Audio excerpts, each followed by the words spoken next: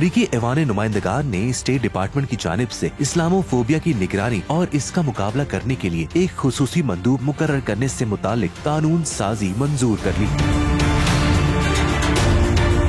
इस कानून साजी के हक में 219 डेमोक्रेटिक अरकान ने वोट दिए, जबकि 212 रिपब्लिकन्स ने इसकी मुखालफत की और अब ये बिल अमरीकी सेनेट को इरसाल किया जाएगा। खसूसी मंदूब स्टेट डिपार्टमेंट की सालाना इंसानी हुकूक की रिपोर्ट्स में हुकूमतों की हिमायत से होने वाली इस्लाम मुखालिफ तशद्दुद के वाकयात और इसमें दी गई छूट पर भी रिपोर्ट करेगा। ये बिल 2 कानून साजों ने पेश किया, जिनमें से एक इल्हान उमर है जो ऐवान के मुस्लिम अरकान में से एक है और अक्सर नफरत आमेज बयानिए और कत्ल की धमकियों का सामना करती रहती हैं, जबकि दूसरी रुकन जेन शिकोस्की शिकागो के मुसाफात से ताल्लुक रखने वाली एक 77 साला सफेद फाम यहूदी खातून है।